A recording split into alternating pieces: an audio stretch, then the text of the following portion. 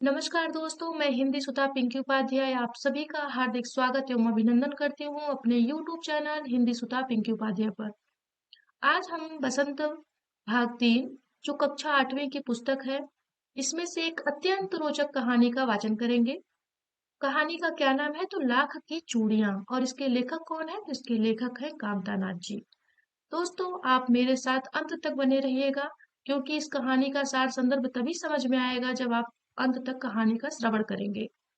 और इससे बने हुए महत्वपूर्ण प्रश्नों को भी हम देख लेंगे और इस कहानी के जितने भी पक्ष हैं उन्हें भी हम समझ लेंगे। तो हम आइए पढ़ते हैं लाख की चूड़ियां। सारे गांव में बदलू मुझे सबसे अच्छा आदमी लगता था, क्योंकि वह मुझे सुंदर सुंदर लाख की गोलियां बनाकर देता था।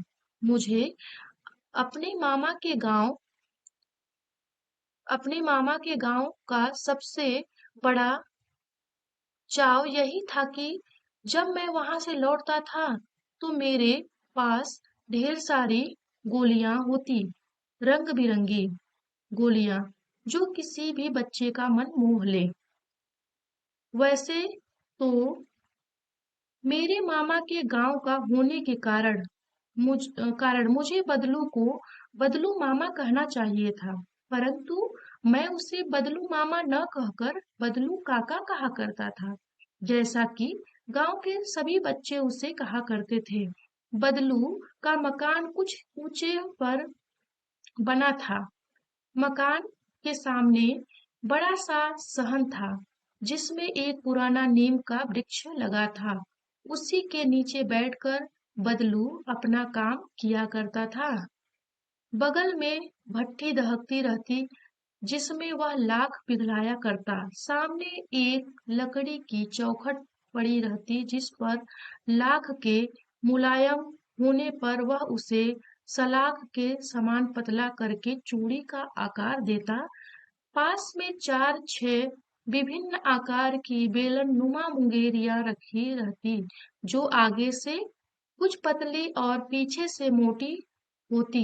लाख की चूड़ी का आकार देकर वह उसे मुंगेरियों पर चढ़ाकर गोल और चिकना बनाता, और तब एक एक कर पूरे हाथ की चूड़ियां बना चुकने के पश्चात वह उन पर रंग करता। बदलू यह कार्य सदा ही एक मचिए पर बैठकर किया करता था, जो बहुत ही पुरानी थी। बगल में ही उसका हुक्का रखा रहता, जिसे वह बीच बीच में पीता रहता। गांव में मेरा दोपहर का समय अधिकतर बदलू के पास बीतता। वह मुझे लला कहा करता और मेरे पहुंचते ही मेरे लिए तुरंत एक मचिया मंगा देता। मैं घंटों बैठे बैठे उसे इस प्रकार चूड़ियां बनाते देखता रहता। लगभग रोज ही वह 4-6 जोड़े चूड़ियां बनाता। पूरा जोड़ा बना लेने पर वह उसे बेलन पर चढ़ाकर कुछ क्षण चुपचाप देखता रहता, मानो वह बेलन न होकर किसी नववधु की कलाई हो। बदलू मनिहार था। बनाना उसका पैतृक पेशा था और वास्तव में वह बहुत ही सुंदर चूड़ियां बनाता था। उसकी बनाई हुई चूड़ियों की खपत भी बहुत थी। उस गांव में तो सभी स्त्रियां उसकी बनाई हुई चूड़ियां पहनती ही थी। आसपास के गांवों के लोग भी उससे चूड़ियां ले जाते थे, परंतु वह कभी भी चूड़ियों को पैसों से बेचता न था। उसका अभी तक वस्तु विनिमय का तरीका था, और लोग अनाज के बदले उससे चूड़ियां ले जाते थे। बदलू स्वभाव से बहुत सीधा था। मैंने कभी भी उसे किसी से झगड़ते नहीं देखा। हाँ, शादी विवाह के अवसरों पर वह अवश्य जिद पकड़ जाता था। जीवन भर चाहे कोई उससे मुफ्त चूड़ियां ले जाए, परंतु विवाह के अवसर पर वह सारी कसर निकाल लेता था। आखिर सुहाग के जोड़े का महत्व ही होता है। मुझे याद है मेरे मामा के यहाँ किसी लड़की के विवाह पर जरा सी किसी बात पर बिगड़ गया था, और फिर उसको मनाने में लोहे लग गए थे। विवाह में इसी जोड़े का मूल्य इतना बढ़ जाता था कि उसके लिए उसकी घरवाली को सारे वस्त्र मिलते, ढेरों अनाज मिलता, उसको अपने लिए पगड़ी मिलती और रुपए जो मिलते सो अलग। यदि संसार में बदलू को किसी बात से चिढ़ थी तो वह भी कांच की चूड़ियों से। यदि किसी भी स्त्री के हाथों में उसे कांच की चूड़ियां दिख जाती तो वह अंदर ही अंदर कुढ़ उठता और कभी कभी तो दो चार बातें भी सुना देता। मुझसे तो वह घंटों बातें किया करता, कभी मेरी पढ़ाई के बारे में पूछता, तो कभी मेरे घर के बारे में और कभी यूं ही शहर के जीवन के बारे में। मैं उससे कहता कि शहर में सब कांच की चूड़ियां पहनते हैं, तो वह उत्तर देता, शहर की बात और है लला, वहां तो सभी कुछ होता है, वहां तो औरतें अपने मर्द का हाथ पकड़कर सड़कों पर घूमती भी हैं और फिर उनकी कलाइयां नाजुक होती है ना, लाख की चूड़ियां पहने तो मूंछ ना आ जाए। कभी कभी बदलू मेरी अच्छी खासी खातिर भी करता। जिन दिनों उसकी गाय के दूध होता वह सदा मेरे लिए मलाई बचा कर रखता और आम की फसल में तो मैं रोज ही उसके यहाँ से दो चार आम खा जाता। परंतु इन सब बातों के अतिरिक्त जिस कारण वह मुझे अच्छा लगता वह था कि लगभग रोज ही वह मेरे लिए एक दो गोलियां बना देता। मैं बहुधा हर गर्मी की छुट्टी में अपने मामा के यहाँ चला जाता और एक आध महीने वहां रहकर स्कूल खुलने के समय तक वापस आ जाता। परंतु दो तीन बार ही मैं अपने मामा के यहाँ गया होऊंगा तभी मेरे पिता की एक दूर के शहर में बदली हो गई और एक लंबी अवधि तक मैं अपने मामा के गांव न जा सका। तब लगभग 8-10 वर्षों के बाद जब मैं वहां गया तो इतना बड़ा हो चुका था कि लाख की गोलियों में मेरी रुचि न रह गई थी। अतः गांव में होते हुए भी कई दिनों तक मुझे बदलू का ध्यान न आया। इस बीच मैंने देखा कि गांव में लगभग सभी स्त्रियां कांच की चूड़ियां पहने हैं। बिरले ही हाथों में मैंने लाख की चूड़ियां देखी। तब एक दिन सहसा मुझे बदलू का ध्यान हो आया। बात यह हुई कि बरसात में मेरे मामा की छोटी लड़की आंगन में फिसलकर गिर गिर पड़ी और उसके हाथ की कांच की चूड़ी टूटकर उसकी कलाई में घुस गई। उससे खून बहने लगा। मेरे मामा उस समय घर पर न थे, मुझे ही उसकी मरहम पट्टी करनी पड़ी। तभी सहसा मुझे बदलू का ध्यान हो आया और मैंने सोचा कि उससे मिल आऊं। अतः शाम को मैं घूमते घूमते उसके घर पर चला गया। बदलू वहीं चौबूतरे पर नीम के नीचे एक खाट पर लेटा था। नमस्ते बदलू काका, मैंने कहा। नमस्ते भैया, उसने मेरी नमस्ते का उत्तर दिया और उठकर खाट पर बैठ गया। परंतु उसने मुझे पहचाना नहीं और देर तक मेरी ओर निहारता रहा। मैं हूँ जनार्दन काका, आपके पास से गोलियां बनवा कर ले जाता था। मैंने अपना परिचय दिया। बदलू फिर भी चुप रहा, मानो वह अपनी स्मृति पटल पर अतीत के चित्र उतार रहा हो।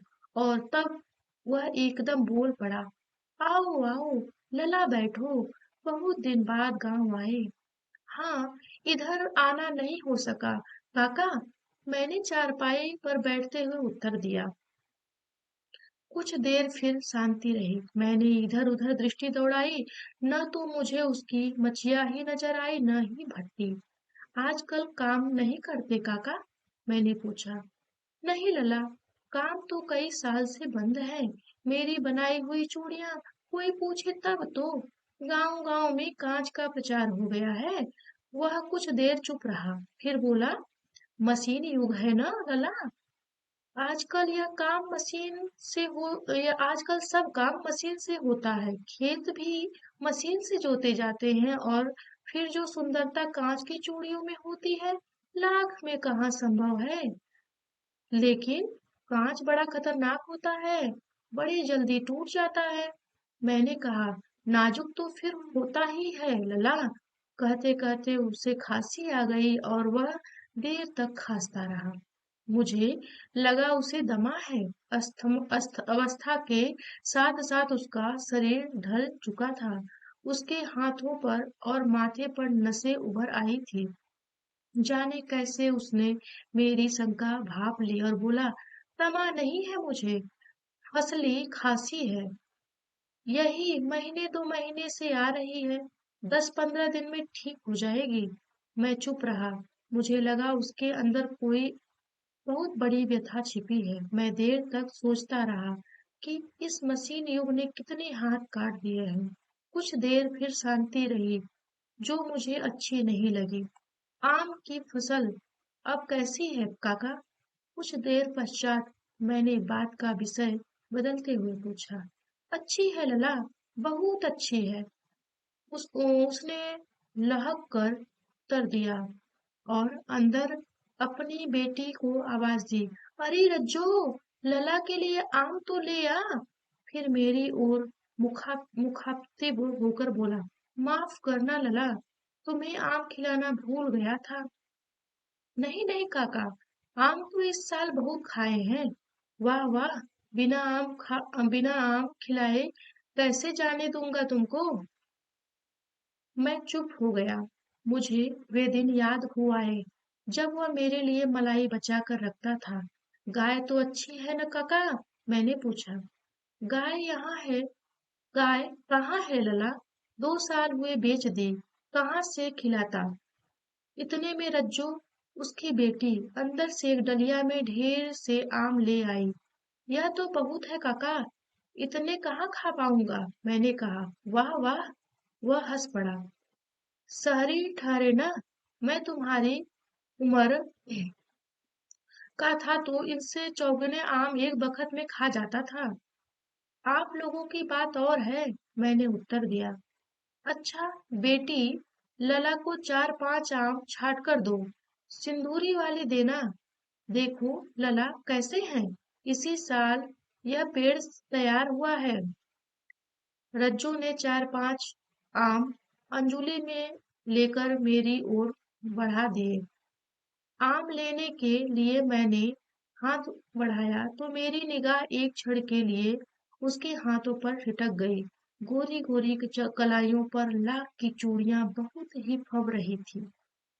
बदलू ने मेरी दृष्टि देख ली और बोल पड़ा, यही आखिरी जोड़ा बनाया था। जमींदार साहब की बेटी के विवाह पर 10 आने पैसे मुझको दे रहे थे। मैंने जोड़ा नहीं दिया, कहा शहर से ले आओ। मैंने आम ले लिए और खाकर थोड़ी देर पश्चात वहां से चला आया। मुझे प्रसन्नता हुई कि बदलू ने हार कर भी हार नहीं मानी थी। उसका व्यक्तित्व कांच की चूड़ियों जैसा न था कि आसानी से टूट जाए। इस प्रकार हमने लाख की चूड़ियां जो है नामक कहानी का वाचन किया और आप सभी ने बड़े ही धैर्यता के साथ और रोचकता के साथ उसको श्रवण किया। इस कहानी का जो सार निकला तो यह कहानी यह स्पष्ट करना चाहती है कि जो शहरी औद्योगिकरण है उसके कारण हमारे जो ग्रामीण उद्योग में जो फैले हुए थे उसके हाथ कट गए। अर्थात कि वह अपने आप में पतन की तरफ होता चला गया, उसका धीरे धीरे लोपन होता चला गया। तो यह जो है कहानी हमारे शहरी औद्योगिकरण के स्थिति को दिखाते हुए गांव के जो औद्योगिक स्थिति है उसको दर्शाते हुए स्पष्ट करती है। इसी के साथ धन्यवाद, नमस्कार। अगली कहानी में पुनः मिलेंगे। आप सभी लोग कहानी सुने इसके लिए भी आप लोगों का बहुत बहुत धन्यवाद।